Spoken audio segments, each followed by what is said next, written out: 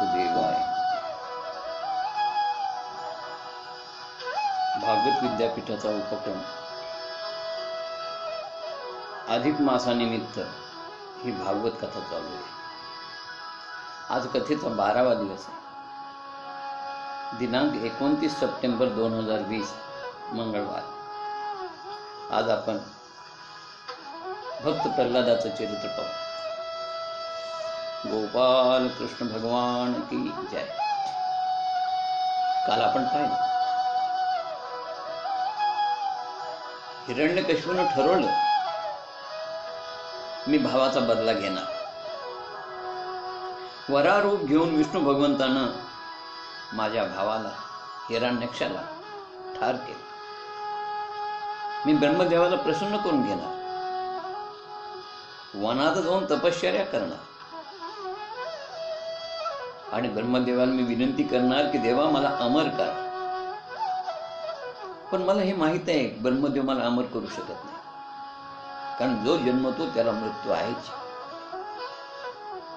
पण तरी काही अटीवरती मी माझा मृत्यू मागून घेईन आणि अमर होण्याचा प्रयत्न करेन, असा निश्चय त्यांनी केला. आणि निश्चय करून हिरण्यकशिपू मंदार पर्वतावर तपश्चर्येसाठी आला. हिरण्यकशिपू तपश्चर्येसाठी मंदार पर्वतावर गेला. ही बातमी देवांना कळाली आणि देवांना कळाल्याबरोबर देवांना चिंता वाटू लागली. मग साऱ्या देवांनी त्यांचे गुरु बृहस्पती यांना ही बातमी सांगितली की आधीच तो दुष्ट असणारा हिरण्यकशिपू तो तपश्चर्या करून काहीतरी ब्रह्मदेवाकडनं वर मागून घेईल आणि त्याचा त्रास देवांना नक्की होईल. त्यात गुरु बृहस्पतींनी सांगितलं, ठीक आहे म्हणले, मी बघतो काय करायचं. बृहस्पती देवांचे गुरु ज्या झाडाखाली बसून हा तपश्चर्या करणार होता त्या झाडावरती एका शुकाच्या पोपटाच्या रूपात बृहस्पती येऊन बसले आणि त्या झाडावर बसून त्यांनी विष्णू भगवंताचं स्मरण करायला, चिंतन करायला सुरुवात केली.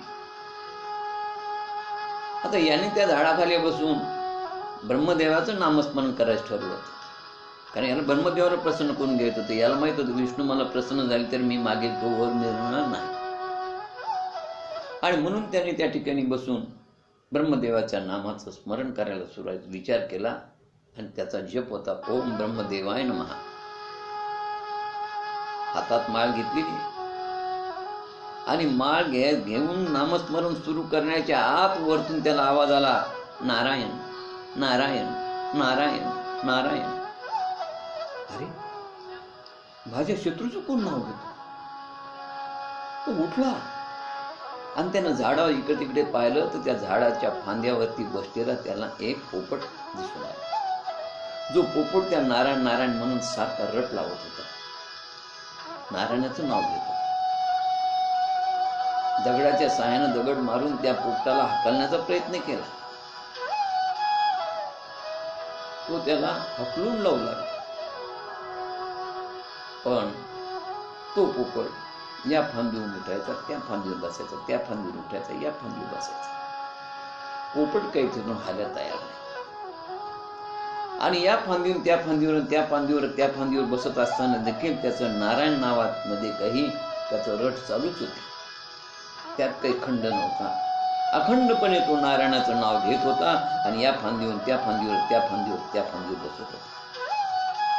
सतत नारायण नारायण याच नामाचा उच्चार आमच्या हिरण्यकशिपूच्या कानावर पडत होता. त्याने त्या पोपटाला तिथून हाकून देण्याचा खूप प्रयत्न केला, पण पोपट काही जात नाही. सकाळी 6 पासून सायंकाळी 6 वाजेपर्यंत त्यांनी हा प्रयत्न केला, पण सतत नारायण नारायण नारायण नारायण हेच नाव त्याच्या कानावर सतत गुंजत राहिले आणि पडत राहिले. पण याला आपली माळ घेऊन एक मणी देखील ओढता आलेली नाहीये. तो एक वेळेस देखील म्हटलेलं नाही की ओम ब्रह्मदेवाय नमः.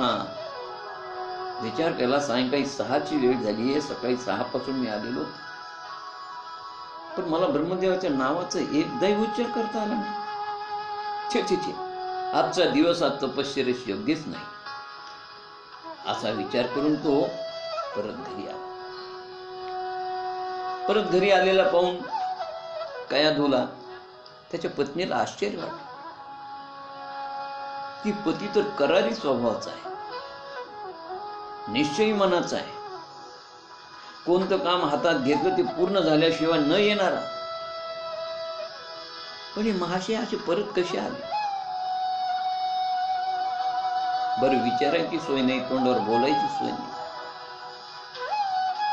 मग त्याच्या मनातलं हे कसं काढून घ्यावं म्हणून ती त्याला गोड गोड बोलू लागली. तिनं आचार्याला सुट्टी दिली, स्वतःच्या हाताने त्याला आवडणारा स्वयंपाक केला, आवडीचे पदार्थ ती प्रेमाने त्याला आग्रहाने भरवू लागली. आणि जेवत असताना त्याचाही तो पत्नीचा प्रेमभाव पाहून त्याचाही मूड बदललेला. तिनं विचारलं, अहो तुम्ही एवढे निश्चयी मनाचे, लात मारायचे तर पाणी काढणार, एकदा कोणतं जर काम हातात घेतलं तिथे पूर्णत्वाला नेल्याशिवाय परत नाही येणारे, पण तुम्ही परत का आले? मला त्याचं आश्चर्य वाटतं. त्यावेळी त्याने सांगितलं की माझ्या तपामध्ये एका पोपटाने व्यत्यय आणला आणि तो पोपट त्या माझ्या शत्रूचं नाव घेत होता. तिने विचारलं, कोण शत्रू? अहो तुला माहित नाही माझा शत्रू कोण आहे? ती म्हणाली, अहो एक असता तर माहीत झालं असतं, पण तुमचे तर हजारो शत्रू, त्यातला कोणत्या शत्रूचं नाव घेऊ लागला? अगं त्या नारायणाच, सारखा तो नारायण नारायण म्हणत होता. नारायण? हो, नारायण नारायण म्हणत होता. होय, किती आश्चर्य आहे. पक्षी आणि मनुष्यवाणीने बोलतो, हो तो नारायण नारायण म्हणत होता. नाही बाई, मला आश्चर्य वाटतं. अरे खरंच सांगतो, पोपटाला शिकविल्यानंतर तो नारायण नारायण म्हणतो, तो वाटेल ते तुम्ही त्याला शिकवा त्याप्रमाणे तो बोलतो, आणि तो पोपट सारखा नारायण नारायण नारायण नारायण म्हणत होता. अशा प्रकारे तिने या निमित्ताने हिरण्यकशिपूच्या मुखातून अनेक वेळा नारायण नामाचा उच्चार करून घेतला. जेवताना, खाताना, पिताना तिनं असं आश्चर्य व्यक्त करत जावं की लगेच त्यानं म्हणत जावं, अरे खरंच पोपट नारायण नारायण म्हटला.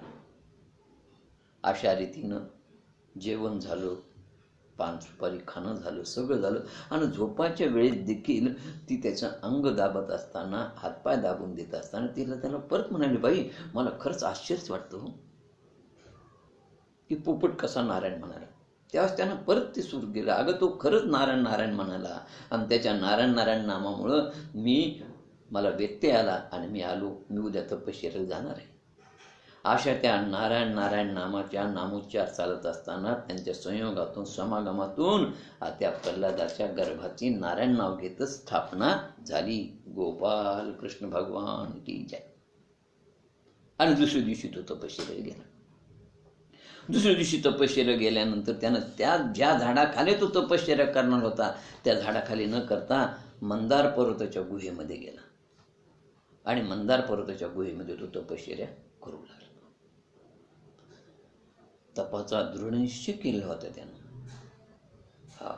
आणि तो ज्यावेळेस त्या तपश्चर्येला गेला, त्याची तपश्चर्या सुरू झाली, त्याच वेळेस इंद्राने या असुरावर स्वारी केली. असुरावर स्वारी केल्यानंतर इंद्राने त्या कयाधूला घेऊन तो जात होता स्वर्गात. नारदांची भेट झाली. नारद महर्षीने विचारले, कयाधूला तू का नेतो? त्यावेळेस इंद्र म्हणाले, हिच्या पोटामध्ये असुराचा गर्भ आहे, त्याला मी ठार करणार आहे. नारद महर्षी म्हणाले, तो असुराचा गर्भ नाहीये, तो भगवंताचा भक्त आहे आणि त्या भक्ताचा गर्भ आहे. असं म्हणून नारद महर्षींनी त्या कयाधूला स्वतःच्या आश्रमात नेले. आता त्या आश्रमामध्ये कयाधूला घेऊन गेल्यानंतर तिथलं ते दिव्य वातावरण, उत्तम संस्कार त्या गर्भस्थ शिशूवर झाले हो. भगवत भक्ती, सत्संग, नारदाचं सदैव नारायण नारायण म्हणणं आणि नारदाकडे येणारे ऋषी मुनी, त्यांचा सत्संग, त्यांचे वेगवेगळ्या विषयाचे तत्वज्ञान प्रवचन, या सगळ्याचा परिणाम त्या गर्भस्थ शिशूवर होऊन ते बालक जन्मल्यापासूनच नारायण नारायण म्हणू लागले. हजारो वर्षाची तपश्चर्या केली. हे बघा, म्हणून गर्भसंस्कार फार महत्वाचे. त्या आश्रमातलं वातावरण दिव्य होतं. वेदांतावर, धर्मशास्त्रावर, ब्रह्मसूत्रावर सतत चर्चा चालायची आणि सतत नारायण नारायण. गर्भावरती म्हणून संस्कार फार महत्वाचे बघा. म्हणून आम्ही नेहमी सांगतो की जी माऊली गरोदर असेल तिनं आपल्या सुनेला, लेकी बाळीला जरूर सांगायला पाहिजे की गरोदरपणी हरिविजय वाचा, रामविजय वाचा, ज्ञानेश्वरी वाचा. मुलगा निश्चित सात्विक होईल. पण जर ती गरोदर माता सतत टीव्ही समोर बसून हे चॅनल दाब, ते चॅनल दाब, हा कार्यक्रम पहा, ते कार्यक्रम पहा, असं जर करत असेल तर म्हातारपणी तो मुलगा तिचा अँटेना करतो. लक्षात ठेवा. हे त्याच्यावर, त्या गर्भशिशूवर होणारे परिणाम आहे. आणि म्हणून आपल्याकडे गर्भसंस्काराला फार महत्व आहे. अशा रीतीनं या गर्भस्थ शिशूवर प्रल्हादावर उत्तम संस्कार झाले. हिरण्यकशिपूची तपश्चर्या ही तामस होती, म्हणून त्याला चांगलं फळ तर मिळणारच नव्हतं, यात वादच नाही. हजारो वर्षे तपश्चर्या झाल्यानंतर ब्रह्मदेव प्रसन्न झाले आणि ब्रह्मदेवानं सांगितलं की माग काय मागायचं. कारण त्याची तपश्चर्याच एवढी कडक आणि कठोर होती की ब्रह्मदेवाला प्रसन्न व्हावंच लागलं. शाळा तेच सांगितलं की मला अमर करा. तर ब्रह्मदेवानं सांगितलं मीच अमर नाही तर तुला अमर कसं करू. अरे, जो जन्मतो त्याला मरण आहेच. उपजे ते नाशे नाशिले ते पुनरपी दिशे, हे घटिका यंत्र जैसे परिभ्रमीयेगा. माऊलीने ज्ञानेश्वरीमध्ये सांगून ठेवले. शंकराचार्य देखील म्हणतात पुनरपी जननम पुनरपी मरणम. जो जन्मला त्याला मृत्यू आहे, मृत्यूनंतर परत जन्म आहे. हे जन्म मरणाचं राहट गाडगं सारखं चालू असतं. म्हणून तुला मला अमर करता येणार नाही. मग तो म्हणला मला काही अटीवर मृत्यू द्याल का. त्याचा हेतू होता आपलं मरण थोडं लांब व्हावं. कंडिशनल डेथ, काही अटी घालून मरण द्या. ब्रह्मदेव म्हणजे ठीक आहे. तुम्हाला माझी पहिली अट अशी आहे, मला पृथ्वीवरही मरण नको आणि आकाशातही मृत्यू नको. ठीक आहे म्हणजे घरात नको आणि घराबाहेर मृत्यू नको. दोन्ही अटी मान्य केल्या. नंतर तो म्हणाला ब्रह्मदेवा मला रात्री मृत्यू नको, दिवसा नको. 3 अटी मंजूर केल्या. चौथी अट, मला देवाकडून आणि दानवाकडून दोघांकडूनही मरण येऊ नये. ठीक आहे म्हणाले. 5वी अट त्याने सांगितली, मला पशुकडून मरण नको आणि मानवाकडून मरण नको. अस्त्रानं नको, शस्त्रानं नको. अशा प्रकारे त्यांनी 6 अटी ब्रह्मदेवाला सांगितल्या आणि ब्रह्मदेवाने 6 अटी मान्य केल्या. तथास्तु तथास्तु तथास्तु. अशा रीतीनं ब्रह्मदेव त्याला म्हणाले तुझ्या 6 अटी मी मान्य केल्या,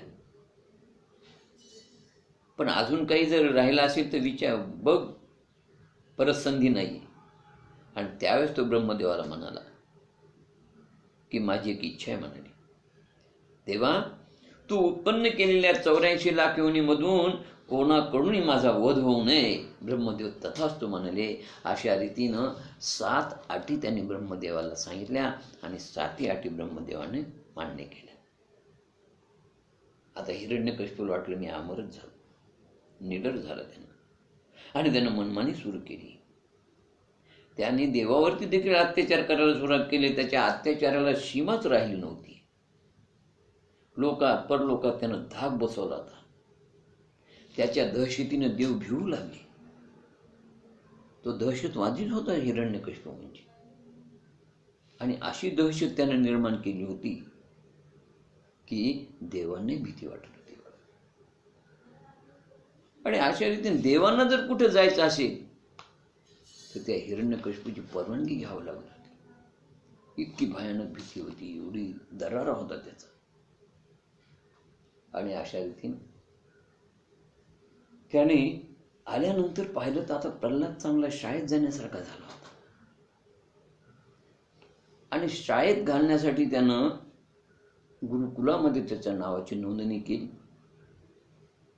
आणि गुरुजीच्या गुरुकुलात त्यांनी त्या प्रल्हादाला शिक्षण घेण्यासाठी पाठवलं. गुरुजीने सांगितलं की प्रल्हाद अगदी माझ्यासारखा झाला पाहिजे, याला योग्य असं आसुरी शिक्षण द्या. शुक्राचार्याचे पुत्र षंड आणि अमर्क यांचं गुरुकुल होतं. ते त्या गुरुकुलामध्ये विद्यार्थ्यांना शिकवत होते आणि त्या षंड आणि अमर्ककडे गुरुकुलामध्ये त्याचं शिक्षण सुरू झालं. कारण त्याची महत्वाकांक्षा होती की प्रल्हादाला माझ्यासारखंच बनवायचं. आता गुरुजी जे गुरुकुलात शिकवत होते त्या शिक्षणाकडे प्रल्हादाचं लक्ष नव्हतं. प्रल्हाद आपलं वेगळंच चिंतन करायचं. गुरुजीच्या लक्षात यायचं. गुरुजीने त्याला विचारलं, का रे बाबा, तुझं अभ्यासात लक्ष दिसत नाही, आम्ही शिकवतो तिकडे तू लक्ष देत नाहीस, तुझं काहीतरी वेगळं चाललेलं असावं तुझ्या मनामध्ये विचार, असं आम्हाला वाटतं, काय करतोस तू? तो म्हणाला, गुरुजी, तुम्ही शिकवत असताना अनेक विचार माझ्या मनात येतात आणि त्या विचाराचं, त्या प्रश्नाचं उत्तर मला सापडत नाही. माझं मन नेहमी विचार करते की पृथ्वीचा गोल कोण पकडतो, त्याला कोण गोलाकार फिरवतो, दिवस रात्र कसे होतात ते कोण निर्माण करतो, आपल्याला कोण झोपवतो, आपल्याला कोण उठवतो, अन्न कोण तयार करतो, आपण खाल्लेल्या अन्नाला कोण पचवतो, गर्भातील बाळाला कोण वाढवतो, त्या गर्भातील बाळाला अन्न पाणी हवा कोण पोहोचवतो. गुरुजी म्हणाले, प्रल्हादा, हे असले अनाठाई प्रश्न तू आम्हाला विचारायचे नाही. हे प्रश्न अभ्यासक्रमाचा विषय नाही, अभ्यासक्रमाचा भाग नाही, आणि जे अभ्यासक्रमात नाही ते आम्ही तुला उत्तर देणार नाही. प्रल्हाद म्हणाला, गुरुजी, तुम्ही जे काही शिकवता ते मुक्तीचं नाही, भुक्तीचं, भोगाचं शिक्षण देता. आणि हे भोगाचं शिक्षण हे काय उपयोगी आम्हाला शिकून?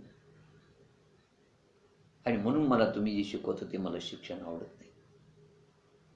जे काही माया आहे, जे काही विषय वाचना, त्या विषय वाचण्यावर तुम्ही बोलता आणि तुमच्या शिक्षणातून विषय प्रबळ होता.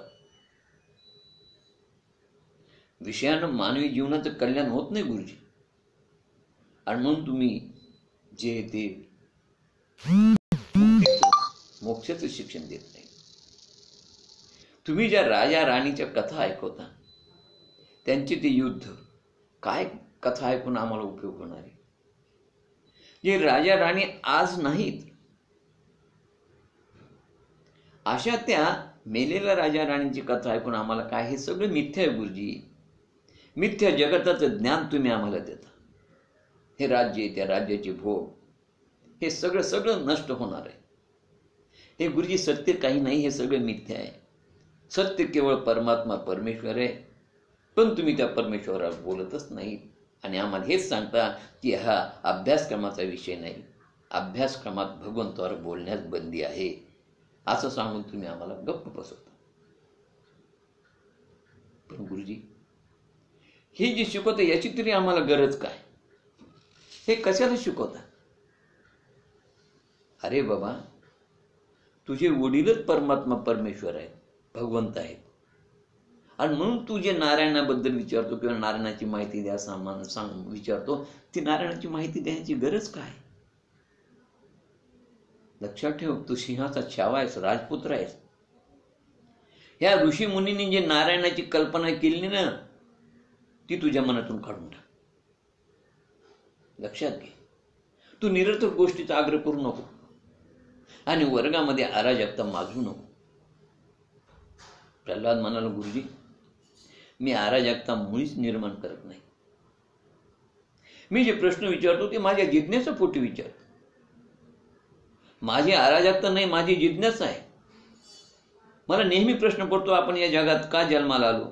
जग कोण चालवतो? दिवस रात्र कोण निर्माण करतो? ऋतू कसे होतात? हे सारं कसं नियमित चालतं गुरुजी?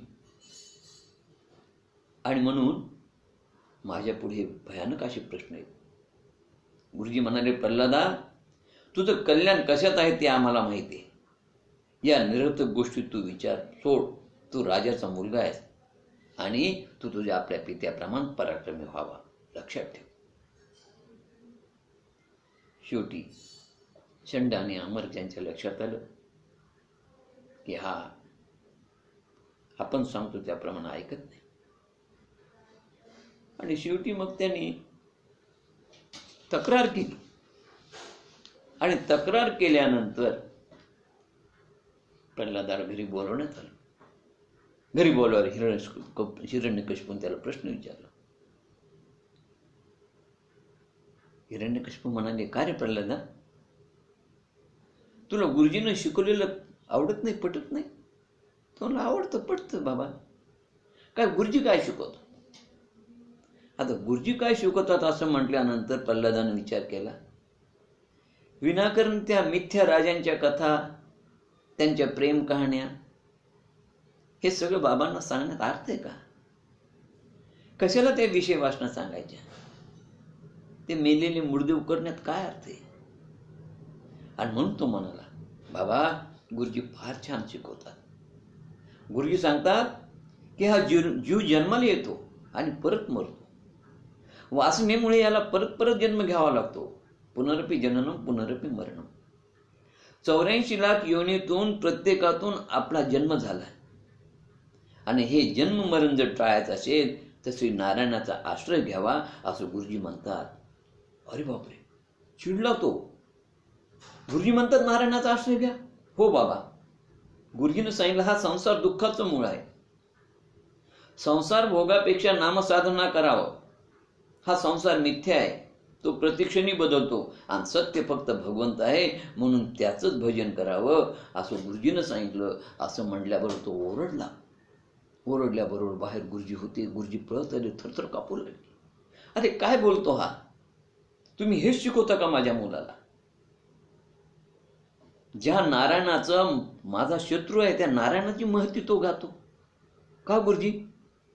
याला इतिहास, भूगोल, नागरिकशास्त्र, गणित हे विषय नाहीत का तुमच्या सिलेबसमध्ये? गुरुजी म्हणाले, नाही नाही, आम्ही इतिहास, भूगोल, नागरिकशास्त्र हेच विषय शिकवतो. तो जे बोलतो ते आम्ही शिकवतच नाही. मग लक्षात ठेवा गुरुजी, तुम्हाला डोळ्यात तेल घालावं लागेल. माझ्या विरुद्ध या माझ्या मुलाला कोणीतरी शिकवतो आणि मग तुम्ही शाळेत काय करता? फुकटचा पगार घेता का? यापुढे जर तो असं बोललास तर लक्षात ठेवा माझ्याशी गाठ आहे. घेऊन जा त्याला. चंड आणि अमर त्याला घेऊन निघाले. काकुती योगले गायाव्या करू लागले. अरे बाळा, आमचे प्राण, आमची नोकरी तुझ्या हातात आहे रे. तू असं बोलू नको. आम्ही तुला हे शिकवलंच नाही. तुला हे कोण शिकवतो? कुठून तू हे बोलतोस? हे ज्ञान तुला कसं प्राप्त झालं? अरे आमची नोकरी जाईल रे बाबा. प्रल्हादानं सांगितलं, गुरुजी क्षमा करा. तुम्हाला दुखविण्याचा हा माझा मुळीच हेतू नव्हता. उलट तुम्ही जे शिकवता ते ऐकून बाबांना राग येईल आणि म्हणून तुमच्याबद्दल बाबांचा गैरसमज होणे म्हणून हे मला जे सुचलं ते बोललो मी. आता यापुढे असं होणार नाही. शाळेत आणलं, रोज त्याला सांभाळत होते, त्याला समजावून सांगत होते. प्रल्हादानं त्यांच्याकडे लक्ष देत आहे असं भासवलं आणि काही दिवस शाळा झाली. पण परत त्या दुसऱ्यांदा हिरण्यकशिपूला वाटलं की बा काय कुठपर्यंत त्याची प्रगती झाली आहे, काही बदल झाला की नाही. आणि म्हणून हिरण्यकशिपूनं परत प्रल्हादाला बोलवलं आणि प्रल्हादाला बोलवल्यानंतर परत प्रश्न विचारला. अहो, बालबुद्धी ती असली तरी जे अंतःकरणात आहे तेच बाहेर पडत असतं. त्याचा स्थायी भावच परमार्थ झालेला होता. नारदांच्या आश्रमामध्ये जे तत्वज्ञान त्यानं शिकलं होतं आणि तो तत्वज्ञान त्याचा स्थायी भाव झाला होता, म्हणून त्याच्या मुखातून तो स्थायी भावच येत होता आणि तेच विचार त्याच्या मनातून येत होते. गुरुजी शिकवतो त्याच्याकडे त्याचं लक्षच नसायचं. आणि त्यामुळे ज्यावेळेस वडिलांनी विचारलं, बाळा गुरुजी काय म्हणाले, त्यावेळेस तो काय बोलणार.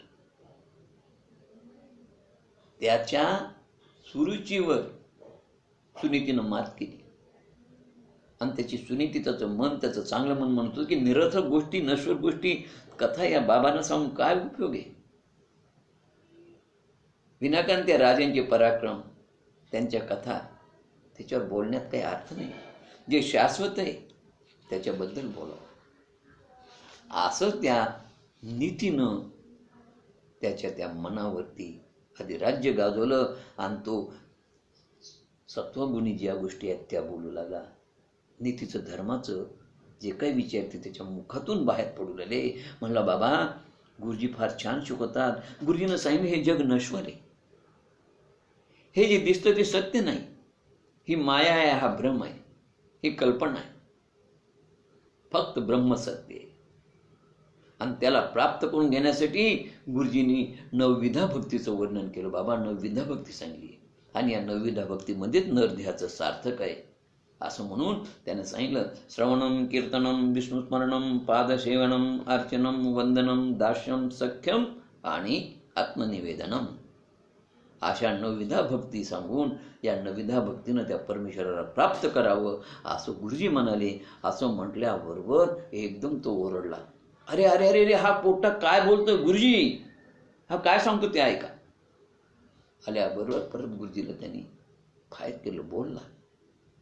काय बिचारी गुरुजी बोलणार. गुरुजीने सांगितलं, अहो आम्ही शिकवलंच नाही, आता म्हणजे शेवटची तुम्हाला ताकीद आहे, याला घेऊन जा आणि याची ब्रेन वॉश करा आणि याला नीट योग्य ते आसुरी शिक्षण द्या. लक्षात ठेवा, ही तुमची शेवटची संधी आहे, नाही तर मी तुम्हाला ठार करीन असं म्हणून त्यांनी गुरुजीच्या ताब्यात प्रल्हादाला दिलं. त्याला खूप राग आलेला होता, दहशतवादीच होता तो. अहो देवानंदाची भीतीच होती.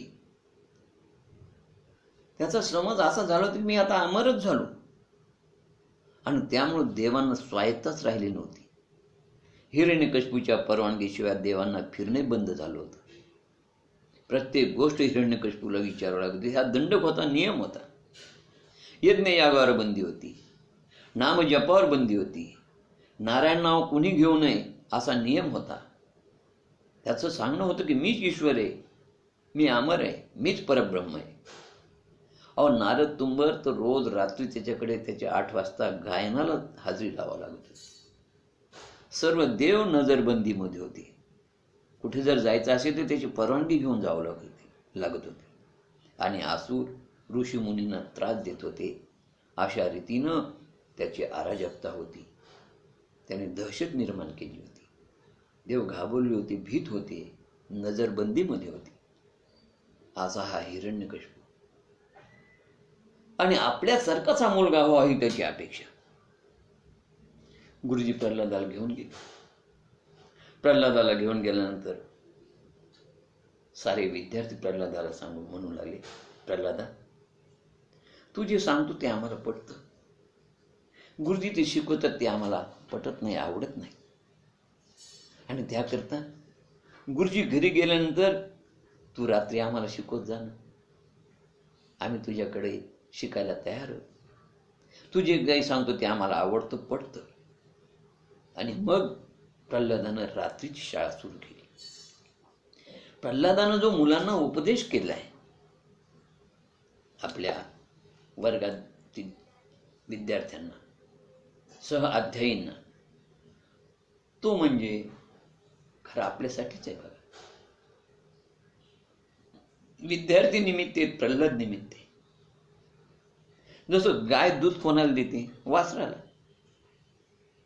आपण वासराला सोडतो, सोडल्यानंतर गायीनं पाहणा सोडल्यानंतर ताबडतोब त्याला आखडून बांधतात बघा, आणि सरसत सर्व घेऊन बसून तो दूधवाला दूध काढून घेतो आणि नंतर वासराला सोडतो.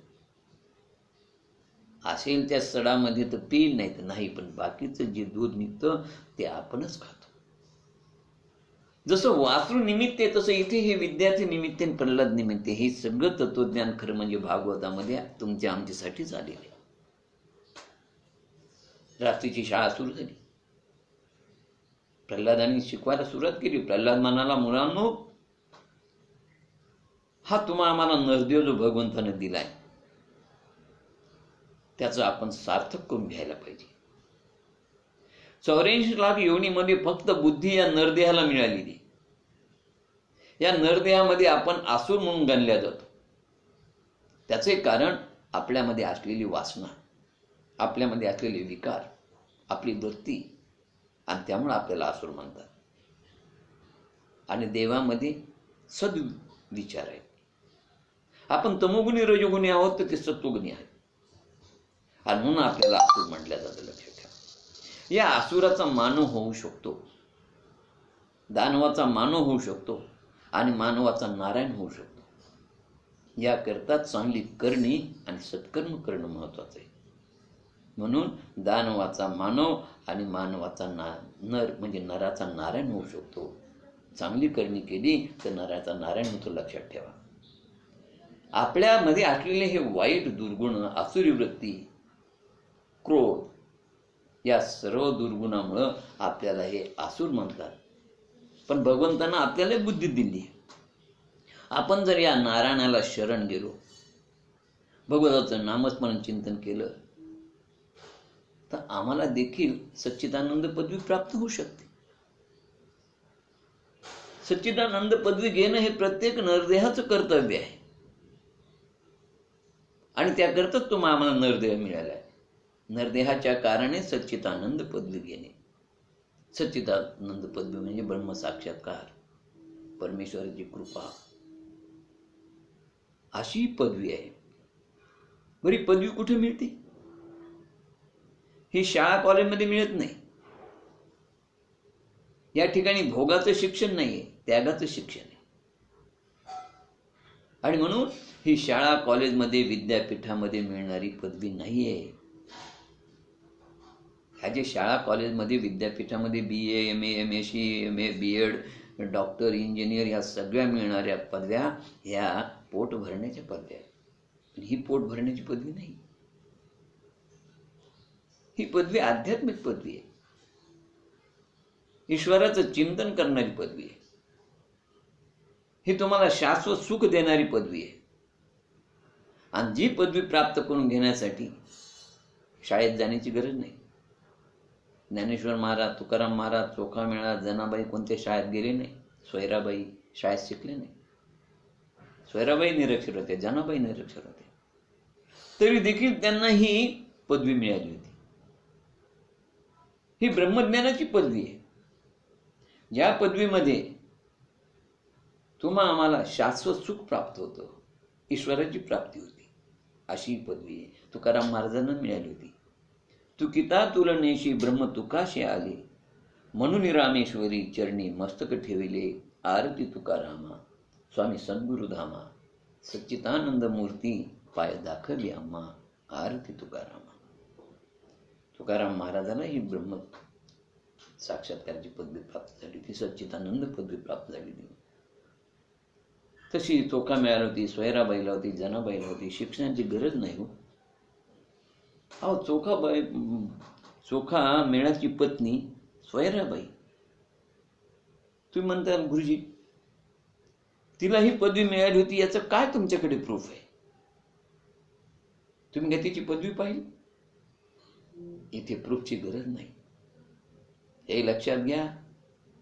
सोयराबाई जी निरक्षर होती, जिला 6 महिने डोक्याला तेल लावायला मिळत नव्हतं, एवढी गरिबी.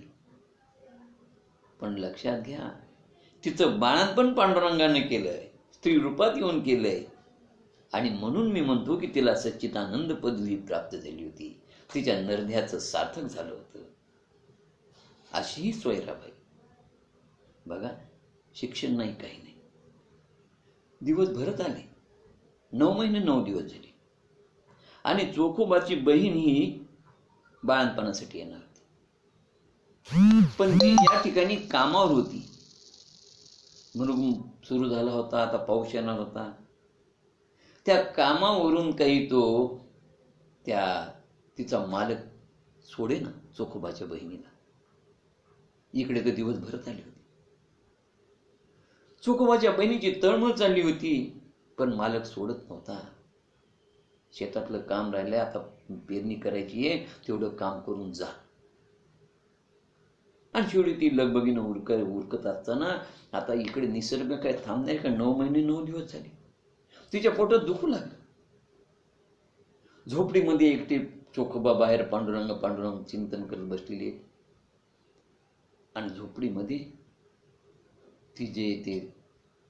तिला वेदना होऊ लागल्या, प्रसूती वेदना सुरू झाल्या.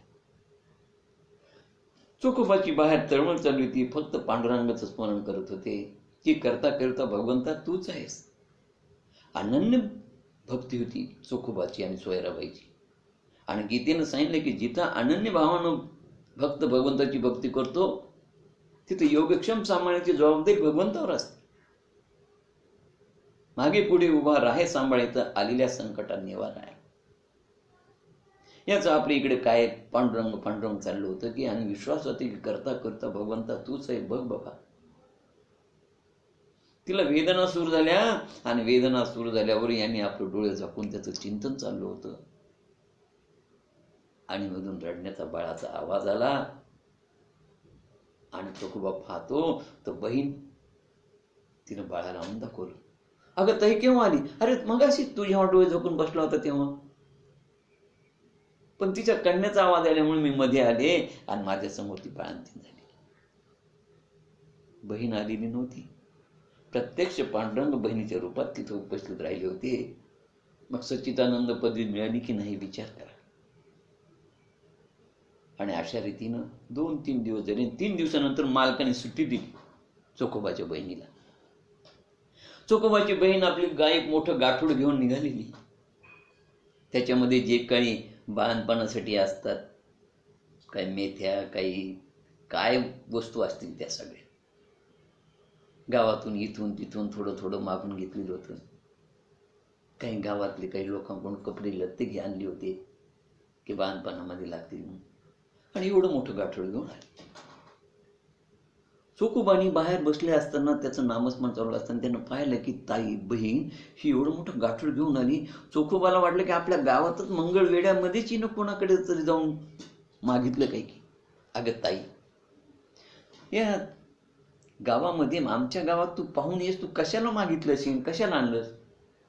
ती म्हणली मी हे तुझ्या गावात मागितलं नाही, मी माझ्या घरची घेऊन आली. अगं तू गेलीस केव्हा? ती म्हणली मी आलीच केव्हा? आली नाही? नाही म्हणले. अरे म्हणले मालकानं मला सोडीच ना म्हणे, त्याने आज सोडलं आणि सोडल्याबरोबर मी लगबगीने निघाले रे, मी आत्ता यायले. का रे बाळंतीण झाली का? तो म्हणला ताई बाळंतीण झाली, बाळंतीण होऊन 3 दिवस झाले, तू त्याची तूच सगळं काही करतोय तिची सेवा. मी तर आत्ताच आली. मग गाठोड खाली टाकून 2 जण झोपडीत येऊन पाहतात तर झोपडीत कोणीच नाही. आणि म्हणून म्हणतो भगवंत भावाचा भोग केलाय, भक्तीचा भोग केला. असं त्या चोखोबाच्या बहिणीने येऊन तिचं बाळणपण केलं बघा. आणि म्हणून एक आमचे नामदेव महाराज त्यांच्या अभंगात म्हणतात, चोखोबाची बहीण झाला शारंगपती, वहिनी वहिनी उघडा दार म्हणी. अशा प्रकारचा नामदेव महाराजाचा अभंग आहे. मग मला सांगा, सोयराबाईला सच्चिदानंद पदवी मिळाली होती की नाही? मिळाली होती. आणि ती आम्हाला सांगते, तिला सांगण्याचा अधिकार आहे, कारण तिला ती पदवी प्राप्त झाली. ती म्हणते तुम्हाला ही पदवी हवी का? तुम्हाला ब्रह्मसाक्षात्काराची पदवी हवी का? तुम्हाला सच्चिदानंद पदवी हवी का? तुम्हाला शाश्वत सुख हवं का? जर हे हवं असेल तर ती काय सांगते ऐका, सुखाचे हे नाम आवडीने गावे, वाचे आळवावे विठ्ठलाशी. संपलं. सुखाचे नाम घ्या आणि वाचेन त्या परमात्मा त्या पांडुरंगाला तुम्ही आळवा. संपलं. तुम्हाला सच्चिदानंद पदवी प्राप्त होईल. ऐश्वर्य नाही, शिक्षण नाही, निरक्षर, पण भाव, भक्ती. आणि त्या भक्तीमुळे या सर्वांना परमात्मा प्राप्त झाला. तर अशा रीतीनं ही सच्चिदानंद पदवी आम्हाला दानवाला देखील मिळू शकते. पण त्याकरता आपल्याला या निर्दयाचं सार्थक करावं लागणार आहे. प्रल्हाद म्हणाला, बरोबर काही येत नाही रे. सत्ता, संपत्ती, ऐश्वर सगळं सगळं इथंच राहतं. फक्त ईश्वराचं नामच बरोबर येतं. एवढा मोठा जगत जेता सिकंदर सगळं राज्य जिंकलं. जग जिंकायची इच्छा होती. आणि जग जिंकल्यानंतर त्याच्या एक लक्षात आलं की अरे अरे, ज्या भगवंतानं, ज्या परमेश्वरानं मला या भूतलावर जन्माला घातलं आणि त्यानंच मला हे जग जिंकण्यामध्ये यशस्वी केलं, त्या परमेश्वराचं मी आजपर्यंत कधी नावच घेतलं नाही. हा फार चूक झाली. आपल्या हातनं झाली चूक होऊ द्या, पण ती पुढच्या दुसऱ्या कोणाकडून होऊ नये म्हणून त्यांनी एक मृत्यूपत्र देऊन ठेवलं. आणि त्या मृत्यूपत्रात त्यांनी लिहिलं होतं की मी मेल्यानंतर माझे दोन्ही हात बाहेर काढा आणि दिसू द्या लोकांना की एवढा जग जिंकणारा सिकंदर पण हात हलवत गेला आणि हात हलवतच आला. बरोबर काही लिहिलं नाही. आणि म्हणून पुढचे लोक तरी शहाणे होतील, परमेश्वराचं नाम चिंतन घेतील. सिकंदरचं उदाहरण पहा, रावणाचं बघा, दुर्योधनाचं पहा. अहो, रावणाचं काय साम्राज्य होतं, 14 चौघाटीचं राज्य होतं. रावणाचं ऐश्वर तर कृष्ण भगवंतापेक्षा 5 पट जास्त होतं. पूर्वीच्या काळी ऐश्वर, गुरंढोरं आणि त्यांना असलेल्या बायका त्याच्यावर मोजलं जात होतं. बघा तुम्ही, कृष्ण परमात्माला 16,108 बायका होत्या, तर रावणाला 16 पंचे 80. 80 सहस्त्रजया, 80 सहस्त्रजया, कामिनी सुंदरा, तयात श्रेष्ठ मंदोदरी. आणि म्हणून 5 पट ऐश्वर रावणाचं जास्त होतं. अहो, या पाडव्याला डोक्याला घातलेला टोप त्याच पाडव्याला येत होता डोक्यावर. दररोज वेगळा टोप. म्हणजे 365 टोप होते त्याला. नाही, सकाळचा वेगळा, दुपारचा वेगळा, संध्याकाळचा वेगळा. म्हणजे 365 × 3 1095. आणि ती टोप म्हणजे आपला 12.5 रुपयाच्या 12 टोप्या असा नव्हता. रत्न, हिरे, मानके, जड, जवाहीर यांनी मडवलेला सोन्याचा टोप हो. सुंदर टोप, वजनदार. असे 1095 नव्हे, त्याला 10 डोके होते. गणित चुकलं, त्याचं ऐश्वर बघा कसं होतं. पण एवढं ऐश्वर असणारा, सोन्याचा धूर लंकेत निघणारा, पण बरोबर का नेलं? तुकाराम महाराज म्हणतात, त्यानं सांगाती म्हणजे बरोबर एक कवडी देखील नाही. तुका म्हणे दयाची संपदा एवढी, सांगा ते कवडी नेली नाही. बरोबर काहीच नेऊ शकला नाही. दुर्योधन हा एवढा सम्राट, 105 भाऊ, नातवंड, पतवंड, थोडा गोतोळा होता का? पण एवढा सम्राट कसा मृत्यू आला या सम्राटाला? द्रोणाचार्य, कृपाचार्य सगळे मारल्या गेल्यानंतर दुर्योधनाच्या पाठीमागे भीम गदा घेऊन लागला. ते पाहिल्याबरोबर भीम पळत एका सरोवराच्या किनारी आला आणि दुर्योधनाला त्या ठिकाणी येऊन त्यांनी मारायला सुरुवात केली. दुर्योधन ओरडत होता, भीमा मारू नको, कळवळत होता, पण भीम ऐकायला रिकामा थोडाच होता. अत्यंत त्याची मांडी फोडली आणि विवळत असणाऱ्या त्या एवढ्या मोठ्या सम्राटाला पाणी म्हणत असताना कोणी पाणी पाजवायला नाही हो, कोणी शिल्लक नाही. पाणी म्हणत त्याचा प्राण गेला. काय एवढा सम्राट असून काय उपयोगाचं? म्हणून सत्ता, संपत्ती, ऐश्वर काही कामच नाही. म्हणून प्रल्हाद सांगतो, फक्त हरिनाम घ्या, नामस्मरण करा, सारासार विचार करा, आणि शेवटी हे भगवंताचं नामच तुमच्या आमच्या बरोबर होणारे आणि सच्चिदानंद पदवी प्राप्त होणारे. म्हणून नराचा नारायण होऊ शकतो, तसा दानवाचा मानव, मानवाचा नारायण होऊ शकतो. मुलं म्हणाले, प्रल्हादा, आम्हाला देव भेटेल का रे? आम्हाला देव मिळेल, देव आम्हाला जवळ करील? त्याच प्रल्हाद म्हणाला, हा प्रश्न तुम्ही का विचारता? नाही, आमच्या मनात शंका आहे की आम्ही दानव आहोत. प्रल्हाद म्हणाला, देवाजवळ हा देव दानव असा भेदभाव नाहीये. आपोपर भावच देवाजवळ नाहीये. देव फक्त भावाचा भुकेला आहे. बघा तुम्ही, जात पात ना पूछे कोई, जो हरि को भजे सो हरि का होई. देव जसा देवांना प्राप्त होतो तसा असुरांनाही प्राप्त होतो. अरे पुतना, त्रणासूर, शक्रासूर या सर्वांचा त्यांनी उद्धार केला. हा, आणि म्हणून सकळाशी आहे इथे अधिकार, कलियुगी उद्धार हरीच्या नामे. फक्त भगवंत भावाचा भोग केलाय. भगवंताजवळ उंच नीच हा पण भेदभाव नाही. उंच नीच नेणे नाही भगवंती, इष्ट भाव भक्ती जाणून या. फक्त तो भावाचा भोग केलाय.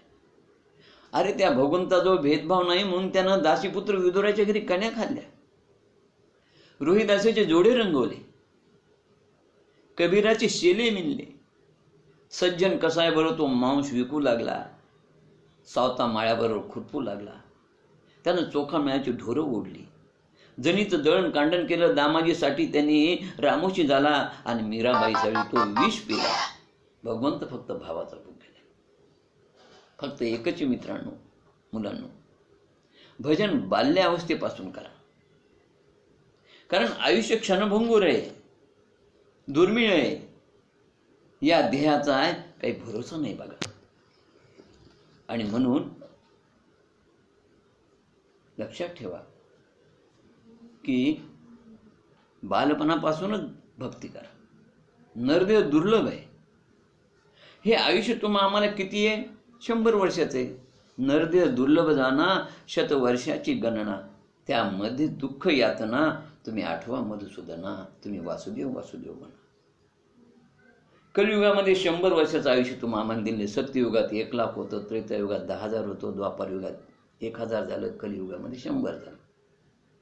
आता हे 100 आयुष्य देखील आम्हाला कसं मिळालंय? खरं देवाने सगळ्याला 40-40 वर्षाचंच आयुष्य दिलं होतं बा. मानवाला 40 वर्षाचं, खरं ओरिजिनल 40 वर्षाचं तुमचं आयुष्य आहे.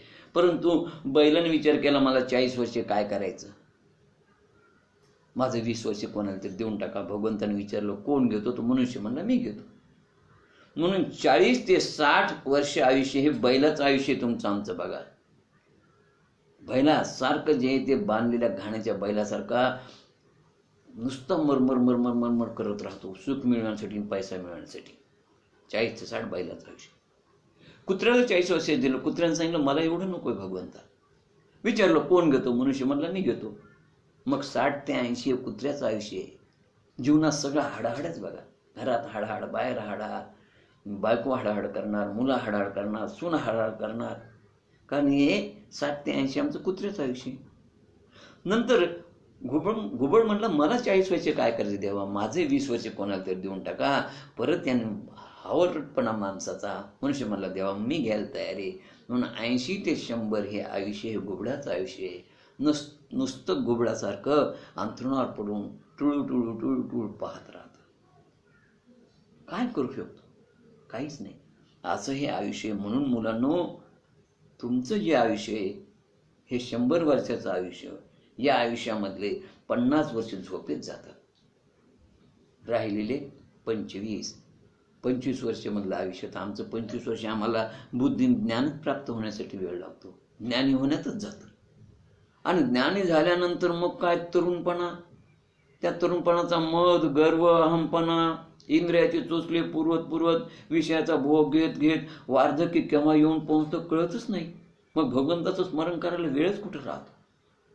आणि म्हणून बालपणापासूनच जे ते भगवत भक्ती करायला पाहिजे, नामस्मरण चिंतन करायला पाहिजे, एवढं लक्षात ठेवा. ते म्हणाले की सर्व देवामध्ये परमात्मा आहे. कोण म्हणाले? प्रल्हाद म्हणाला. त्यामुळं कोणाचा मत्सर करू नका, लक्षात घ्या. आणि आपल्याला जे आसुर म्हणतात त्याचं कारण एकाची आपल्यामध्ये दया नाही. आपण निर्दय आहोत आणि म्हणून आपल्याला आसुर म्हटलं जातं. आणि ईश्वर चिंतनामुळे सत्वगुण निर्माण होतो. सत्वगुण वाढल्यामुळे दया उत्पन्न होते.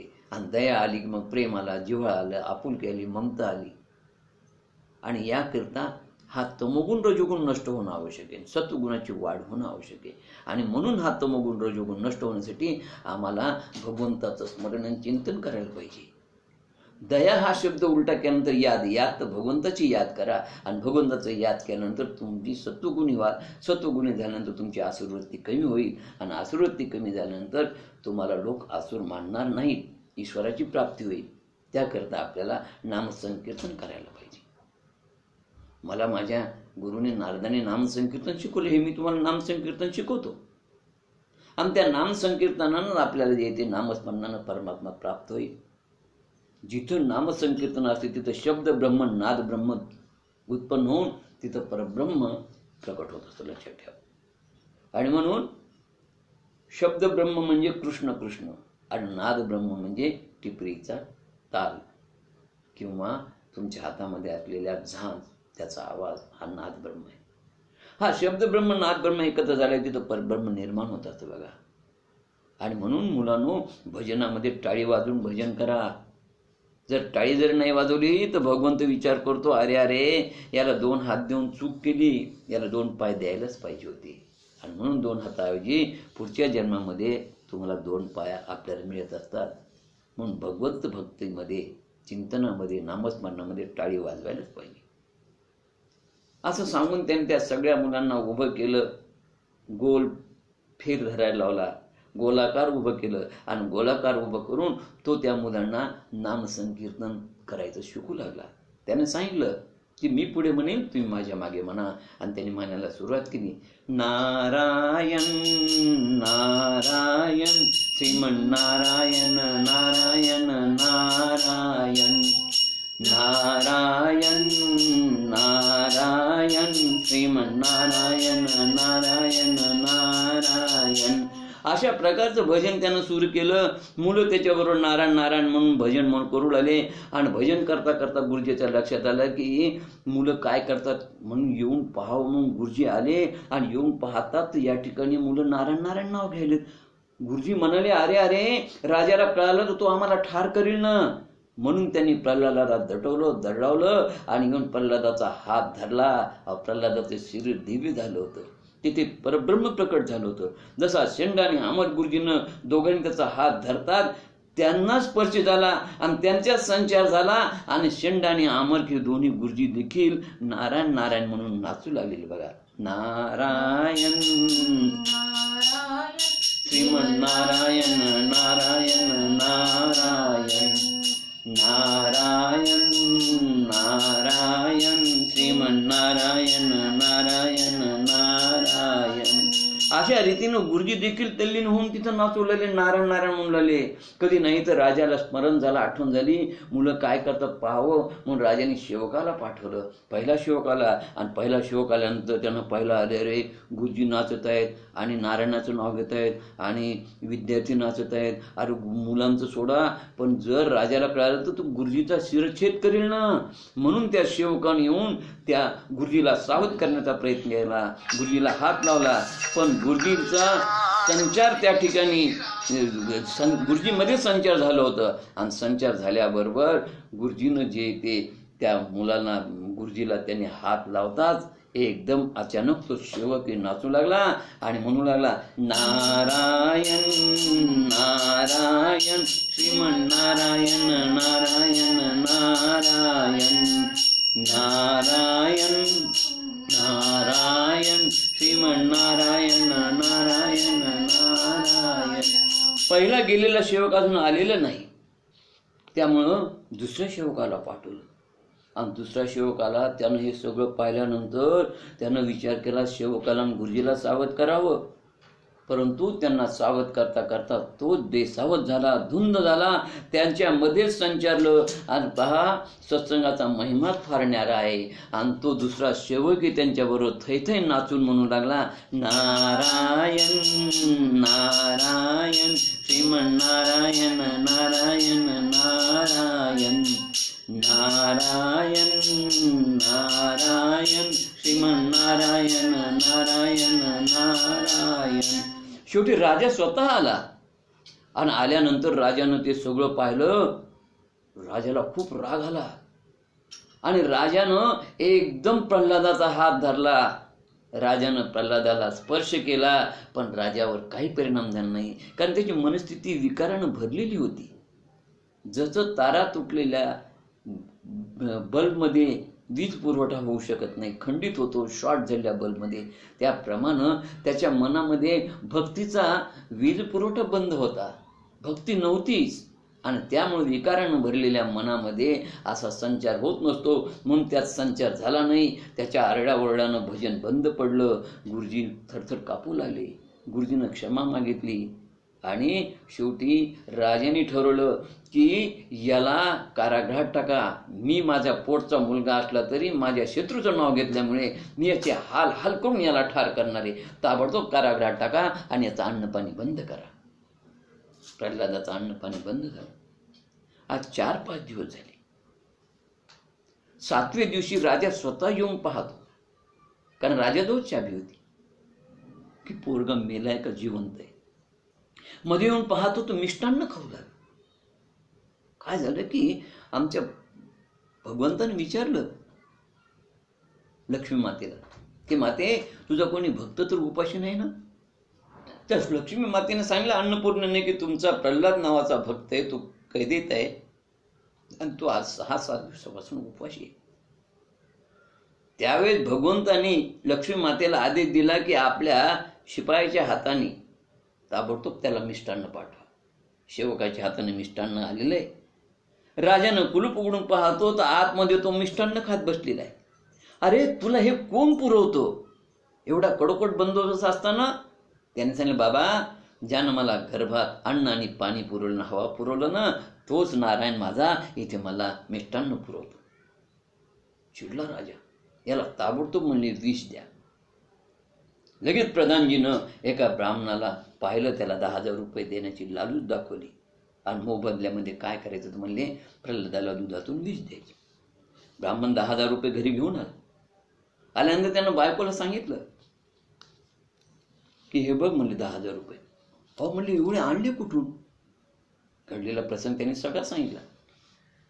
ती म्हणली ठीक आहे प्रल्हादाला विष द्यायचं, परंतु तो राजाचा पोरगा, राजा आपल्याला फाशी देईल. त्यांनी सांगितलं अजिबात नाही, राजाचाच आदेश आहे आणि पोस्टमॉर्टम रिपोर्ट देखील आपल्यासारखाच येणार आहे, काळजीच करू नको.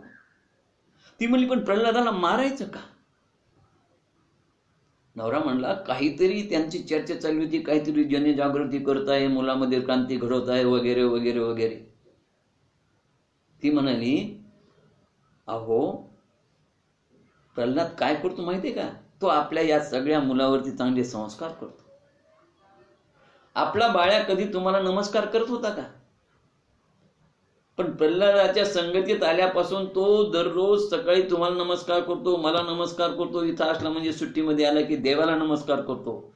ज्या प्रल्हादानं धर्माचं, नीतीचं, सदाचाराचं जीवन या पिढीला दिलं आणि त्याला विष द्यायचं, असल्या दगाबाज कामात मी सामील होणार नाही. हे तुमचे 10,000 मी थुंकते, जा परत नेऊन द्या. म्हणून तिनं मोठ्याने डोळे केले.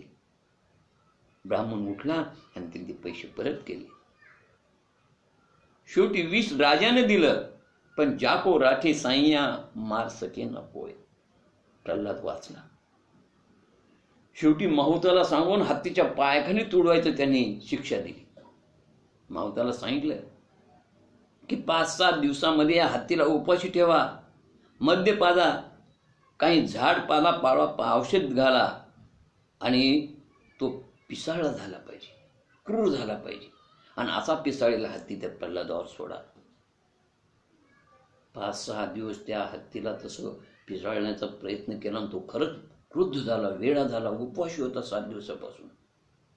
आणि दुसऱ्या दिवशी रविवारी सकाळी 6 वाजता तो वेडा पिसा झालेला हत्ती प्रल्हादावर सोडायचं ठरलं. आणि अशा रीतीनं हे पाहण्यासाठी लोकांची गर्दी झाली हो पेंडॉलमध्ये. अशा त्या माहुताला रात्री मुलीने विचारलं, बाबा तुम्ही काय करतात? आम्ही जे ऐकते ते खरं आहे का? तुम्ही म्हणे उद्या प्रल्हादाच्या अंगावर हत्ती सोडणार आहात. तो म्हणला बाले काय करू, मी राजाचा नौकर आहे, राजाची आज्ञा आहे आणि ती आज्ञा मला पाळावीच लागेल, नाही तर राजा मला ठार करेल. पण बाबा त्या प्रल्हादानं 9 तरुणांमध्ये चैतन्य निर्माण केले. उद्या आम्ही सगळे तरुण प्रल्हादाला जर हत्तीनं ठार केलं तर आम्ही सगळे आत्मबलिदान करणार आहोत. विचार करा, त्या तरुणामध्ये एखादा माझा पती असू शकेल. तुम्ही मला विधवा झालेली पाहणार आहात का? तो म्हणला, काय करू मी? तू मला मार्ग सांग. त्या छोट्याशा मुलीनं सांगितलं, बाबा आपण आज रात्रीतून असलं हे राज्य सोडून जाऊ. मुलीने रस्ता दाखवला. रात्रीतून पत्नी आणि मुलीसह त्यानं ते राज्य सोडलं, निघून गेला. दुसऱ्या दिवशी सकाळी शिपायांनी तो हत्ती सोडला. पण प्रल्हादाला न तुडवता तो प्रल्हादापुढे नतमस्तक झाला. त्याने प्रल्हादाला नमस्कार केला. सगळ्या लोकांनी टाळ्या वाजवल्या. अशा रीतीने प्रल्हाद इथे वाचला. राजाची चिंता वाढतच होती. प्रल्हादाचा पर्वतवन कडेलोट केला, त्याला खाली टाकलं तरी तो वाचला. उकळत्या तेलाच्या कढईत टाकला तरी तो वाचला. तो मरत नव्हता. शेवटी त्याची चिंता वाढलेली पाहून त्याची बहीण आली, हिरण्यकशिपूची, होलिकाढुंडा, आणि तिनं सांगितलं, दादा चिंता करू नको, मला भगवंताने दिलं शीतल वस्त्र आहे. तू काय कर, होळी पेटव आणि त्याच्यावरती मी त्याला घेऊन बसेल. शीतल वस्त्र माझ्या अंगाभोवती असल्यामुळे मी जळणार नाही, तो जळून मरेल. आणि दिवस ठरला, मुहूर्त ठरलं. फाल्गुनी पौर्णिमा, हुताशनी पौर्णिमा, ज्याला आपण होळी पौर्णिमा म्हणतो. बरोबर सायंकाळी 6 वाजता हिरण्यकशिपूनं फाल्गुनी पौर्णिमेच्या दिवशी ती होळी पेटवली. आधी खाली लाकडं ठेवले, त्या लाकडावरती तिला बसवलं. होलिकाढुंडाला तिच्या मांडीवर प्रल्हादाला बसवलं. टेकण्यासाठी मागे एरंड दिलं. भोवती रानशिन्या गौऱ्या लावल्या, मोठमोठी लाकडं टाकली आणि अशा रीतीनं ते सगळं पेटून दिलं. पण योग असा झाला म्हणतात की वारा सुटला आणि त्या सुटलेल्या वाऱ्याने आघटित घडलं. होलिका धुंडाच्या अंगाभोवती असलेलं शीतल वस्त्र प्रल्हादाच्या अंगाभोवती गुंडाळल्या गेलं आणि प्रल्हाद वाचला आणि होलिका धुंडा जळून भस्म झाली. अग्नी जाळे तरी न प्रल्हाद जळे, हृदय भगवंत धरला म्हणून. अशा रीतीनं एवढे प्रयत्न केले असताना तू मरत नाही. कोण तुला वाचवतो सांग? त्यावेळेस त्याने सांगितलं, बाबा मला माझा भगवंत वाचवतो. त्यांनीच मला कारागृहात आणून मिष्टान्न दिलं. तुम्ही विष दिलं त्या प्याल्यात तो होता, हत्तीच्या पायाजवळ तो होता. ज्या डोंगरावरून ज्या कड्यावरून तुम्ही मला कडेलोट केला त्या ठिकाणी तो मला झेलायला तयार होता. उकळत्या तेलाच्या कढईत तो होता, या पेटलेल्या होळीमध्ये तो होता. तो चराचर सृष्टीत आहे. त्याने विचारलं, या खांबात आहे का? म्हणले, हो या खांबात आहे. आणि खांबावर गदा मारताच त्यातून गुर्र गुर्र आवाज करत नरसिंह भगवंत प्रकट झाले. बोला नरसिंह भगवान की जय. ना मानव ना पशु ना ब्रह्मदेव निर्मित 84 लाख युनिटला जीव स्वतंत्र स्वयंभू नारायण हो. देव नाही, दानव नाही, मानव नाही, प्राणी नाही, घरात नाही, दारात नाही, आकाशात नाही, भूमीवर नाही. खांबात त्यानं उंबऱ्यावर त्याला घेतलेले, मांडीवर शस्त्र नाही, अस्त्र नाही, दिवसा नाही, सायंकाळी 6ची वेळ आहे आणि आपल्या नखाने त्याला फाडलेलं आहे. अशा रीतीनं हिरण्यकशिपूला भगवंतांनी ठार केलं. बोला श्री नरसिंह भगवान की जय. अशा रीतीनं पूर्वीच्या काळी पंजाब राज्यात मुलतान नावाचं शहर होतं. आता हे पाकिस्तानात गेले. त्या ठिकाणी घडलेली ही कथा आहे.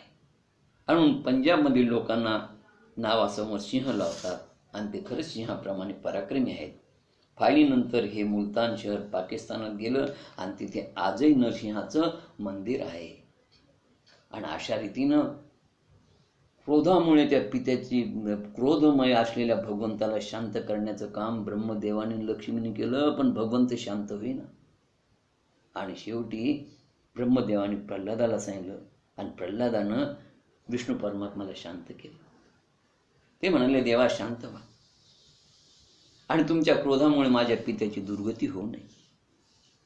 भगवंत प्रल्हादाच्या स्तुतीने शांत झाले आणि त्यांनी सांगितलं, प्रल्हादा तू माझा अनन्य भक्त आहेस. तुझ्या पित्याची दुर्गती तर होणारच नाही, उलट तुझ्या 24 पिढ्यांचा उद्धार होईल. अशा रीतीनं यानंतर नरसिंह भगवंतांनी प्रल्हादाला राज्याभिषेक केला आणि ब्रह्मदेवाला सांगितलं, ब्रह्मदेवा असली वर कोणाला भविष्यात देऊ नका, नाही तर अशा प्रकारे मला अवतार घ्यावा लागतो. अशी झालेली कथा आपण या ठिकाणी पूर्ण करू, सद्गुरुचरणी समर्पित करू, कथेला पूर्णविराम. हरे राम राम राम हरे हरे. गोपाल कृष्ण भगवान की जय.